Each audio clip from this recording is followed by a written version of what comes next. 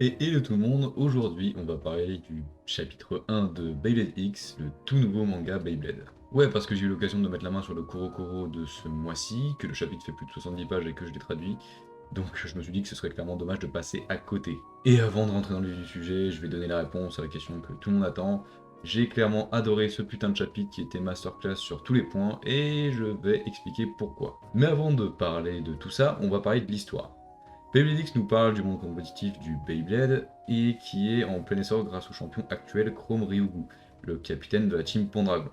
Les événements associés à Ryugu vont motiver pas mal de bladers à vouloir devenir pro, dont notre héros Kazami Bird qui va se confronter à la cruauté du monde compétitif du Beyblade avec la team Phalanx, qui veut préserver une sorte d'élitisme dans le monde du Beyblade, notamment dans la X Tower, là où tous les bladers s'affrontent.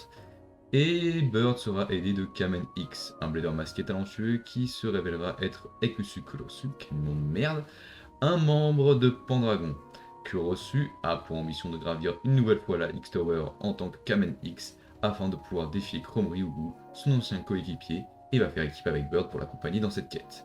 Voilà pour l'histoire. Le premier truc qui saute aux yeux quand on voit le petit résumé que j'ai fait, c'est qu'en réalité, ce chapitre est très dense et propose énormément de choses, que ce soit en termes de contenu ou de questions laissées en suspens. Et on va voir ça tout de suite. Le premier point qui m'a sauté aux yeux perso, c'est l'univers. Je suis super content parce qu'à ce niveau-là, on s'est pas foutu de notre gueule. L'univers de Beyblade X a beau aborder un monde très proche du nôtre, les scénaristes se sont fait chier à y introduire une mythologie qui lui est propre, avec Chrome Ryugu, l'équipe Pendragon, X-City, la X-Tower et l'univers pro du Beyblade. Ce qui est vraiment satisfaisant avec cet univers, c'est le sentiment de cohérence. Si Kazami Bird apparaît soudainement dans le monde compétitif du Beyblade, c'est pas pour rien. C'est parce que comme bon nombre de bladers, il veut devenir pro, et ce grâce à la hype apportée par l'équipe Pendragon et Chrome Ryugu, ainsi que Dransword. On y reviendra. L'univers nous présente un lieu, la X-Tower, où les différents sponsors engagent des bladers amateurs pour exploiter leur potentiel. Tout cela paraît vraiment très vraisemblant, très réel. L'objectif du héros est introduit par l'univers, on nous présente un moyen d'atteindre cet objectif, et tout du long du chapitre, on nous a montré un univers qui a vécu avant le héros, où ce dernier va y faire référence tout du long, notamment avec la Dransword de Chrome. Et c'est absolument primordial pour un bon univers d'avoir vécu avant les événements du héros. Le deuxième point qui m'a vraiment matrixé perso, c'est les thématiques. Putain de merde, rien qu'au chapitre 1, tout est déjà incroyable. Les thématiques du manga sont essentiellement liées à l'univers, celui de la compétition, et dans l'ensemble, on nous présente un héros naïf, ambitieux, qui va devoir se confronter à un système qui se veut clairement méritocrate, froid et dur, incarné par la team Phalanx. Et bordel que j'aime ces antagonistes, et j'espère les revoir. Là où le délire de la Team Phalanx est intéressant, c'est que quand tu vois Bird arriver plein d'ambition dans le monde du Beyblade après seulement un petit mois d'entraînement et déjà s'y croire, bah en réalité au fond de toi tu te demandes pourquoi ce connard plus qu'un autre réussirait. Et la Team Phalanx vient justement corriger cet excès de zèle en faisant le tri. Et c'est d'autant plus intéressant que leurs actes sont motivés d'une manière idéologique. Pour alimenter mon propos, je vais prendre le cas de Katsuki Bakugo dans My Hero Academia. Katsuki harcèle Deku depuis sa putain d'enfance parce que ce dernier n'a pas d'alter et ne peut tout simplement pas devenir super-héros. Sauf que Bakugo ne fait pas ça par simple méchanceté. Non, il le fait pour conserver une vision du système qui est juste. Si Bakugo laisse Deku croire en ses rêves alors que ces derniers sont inatteignables, et bah en réalité ce sera 100 fois plus cruel que de le casser pour qu'il arrête ses conneries. Et bah là c'est exactement le même délire. Avec la Team Phalanx et plus précisément le personnage de Takumi, ça se voit dans la scène où Takumi éclate l'abeille de son coéquipier, pour lui, pas de sentiment, de rêve ou quoi que ce soit d'autre. Seules les compétences comptent, et si tu pourris cette méritocratie, ce système, c'est un acte autrement plus injuste que de te laisser croire en tes rêves alors que tu n'as en réalité aucune chance de les atteindre. À tout ça s'oppose Kamen X, une sorte de contre-pouvoir. Pour lui, le Beyblade est avant tout un jeu, est fait pour s'amuser et n'est pas un travail. C'est d'autant plus intéressant quand on sait qu'en réalité c'est Exu, un membre de Pendragon, les meilleurs bladers, donc instigateur de ce mouvement élitiste indirectement. D'ailleurs, concernant Exu, j'ai vraiment hâte de voir où ça va aller, parce que pour le moment, lui et Bird sont beaucoup trop proches en termes de mental et d'idéologie.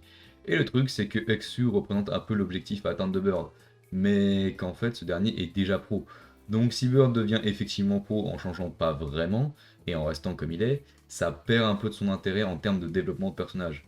Donc je pense qu'à ce niveau-là, ça risque de changer pour Exu, et que le perso est peut-être un peu plus nuancé qu'il n'y paraît. Surtout que le frérot, il voit des bases se faire éclater au cam devant lui, et il se tape juste des barres. Même Bird lui dit, c'est chelou. Et outre ça, en réalité, c'est aussi en termes d'enjeu que ça va poser souci, parce que oui, si Bird fait équipe avec Exu qui est déjà champion, ça va vite perdre son intérêt. Parce qu'à l'instant où ils seront en difficulté, on va faire intervenir Exu, il va fumer tout le monde, comme ça a été le cas avec la team Phalanx. Donc clairement pour moi il va y avoir du changement entre ces deux persos. D'autant plus que thématiquement, ce qui est intéressant avec la vision de Bird, c'est de savoir si elle sera assez forte pour résister à la cruauté du monde compétitif qui l'entoure. Et clairement, les choses ne font que commencer pour lui. Avant de conclure, j'aimerais dire un petit mot sur l'identité cachée de Kamenix. Et putain, j'ai adoré comment ça a été fait. Parce qu'en tant que spectateur, on savait déjà que Exu était déjà Kamenix. Donc il fallait un intérêt narratif à faire intervenir le masque. Et clairement, le fait de vouloir regravir les échelons sous une autre identité est très intéressant parce que ça permet réellement, intrinsèquement dans l'univers, de donner du crédit à la quête de Exu. Parce que ses adversaires sont pas en mode ah bah j'affronte un champion, j'ai aucune chance. Et le mystère est vraiment bien contenu. Parce que dans un premier temps, le masque cache le visage, et que dans la tête des gens, Dransword, bah elle appartient à Ryugu. Pense ça dans ta gueule, Red Eyes. Oui, je sais, la pilule est toujours pas passée. Désolé, mais c'est comme ça. Alors, au risque de me répéter, j'ai vraiment adoré ce chapitre sur tous les points, et j'ai vraiment hâte de voir le potentiel narratif qu'il va y avoir derrière cette nouvelle série Beyblade, notamment bah, par rapport à Nanairo Multi, voir ce qu'elle va apporter dans la dualité entre Exu et Bird.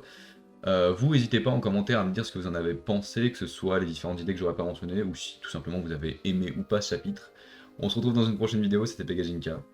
A plus tout le monde.